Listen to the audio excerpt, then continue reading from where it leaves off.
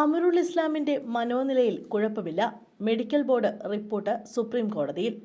പെരുമ്പാവൂരിലെ നിയമവിദ്യാർത്ഥിനിയുടെ കൊലപാതകത്തിൽ വധശിക്ഷയ്ക്ക് വിധിക്കപ്പെട്ട അമറുൽ ഇസ്ലാമിന്റെ മനോനിലയിൽ കുഴപ്പമില്ലെന്ന് medical board report. Thrissur medical കോളേജിലെ വിദഗ്ധ ഡോക്ടർമാരുൾപ്പെട്ട മെഡിക്കൽ ബോർഡിന്റെ റിപ്പോർട്ട് സുപ്രീം കോടതിക്ക് കൈമാറി. വിയൂർ സെൻട്രൽ ജയിലിലെ സൂപ്രണ്ട് തയ്യാറാക്കിയ സ്വഭാവ സർട്ടിഫിക്കറ്റും സംസ്ഥാന സർക്കാർ കോടതിക്ക് നൽകിയിട്ടുണ്ട്. മാനസിക പ്രശ്നങ്ങൾ, വ്യാകുലത, ഭയം എന്നിവ അമറുൽ ഇസ്ലാമിനെ അലട്ടുന്നില്ല എന്നാണ് റിപ്പോർട്ടിൽ പറയുന്നത്.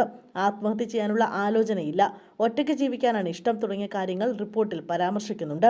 ആരൊക്കെയോ തന്നെ അപായപ്പെടുത്താൻ ശ്രമിക്കുന്നുവെന്ന സംശയം അമറുൽ പരിശോധനയ്ക്കിടെ പ്രകടിപ്പിച്ചതായും റിപ്പോർട്ടിലുണ്ട്. തൃശൂർ മെഡിക്കൽ കോളേജിലെ മനഃശാസ്ത്രജ്ഞൻ, മനോരോഗ വിദഗ്ധർ, ന്യൂറോളജിസ്റ്റ് എന്നിവർ അടങ്ങുന്ന മെഡിക്കൽ ബോർഡാണ് അമറുൽ ഇസ്ലാമിനെ പരിശോധിച്ച് റിപ്പോർട്ട് തയ്യാറാക്കിയത്. ജയിലിലെ കുറ്റങ്ങൾക്ക് ഇതുവരെയും അമറുൽ ഇസ്ലാമിനെ ശിക്ഷിച്ചിട്ടില്ലെന്നും ജയിൽ സൂപ്രണ്ട് നൽകിയ റിപ്പോർട്ടിൽ വ്യക്തമാക്കിയിട്ടുണ്ട്. 2017 മുതൽ തൃശൂർ വിയൂർ സെൻട്രൽ ജയിലാണ് അമറുൽ ഇസ്ലാം. ജോലിയിൽ കൃത്യമാണെന്നും ജയിൽ സൂപ്രണ്ട് റിപ്പോർട്ടിൽ വിശദീകരിച്ചിട്ടുണ്ട്.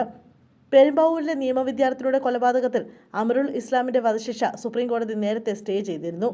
അമറുൽ ഇസ്ലാമിന്റെ മനഃശാസ്ത്ര സ്വഭാവ സർട്ടിഫിക്കറ്റ് സമർപ്പിക്കാൻ സുപ്രീം കോടതി നിർദ്ദേശം നൽകി.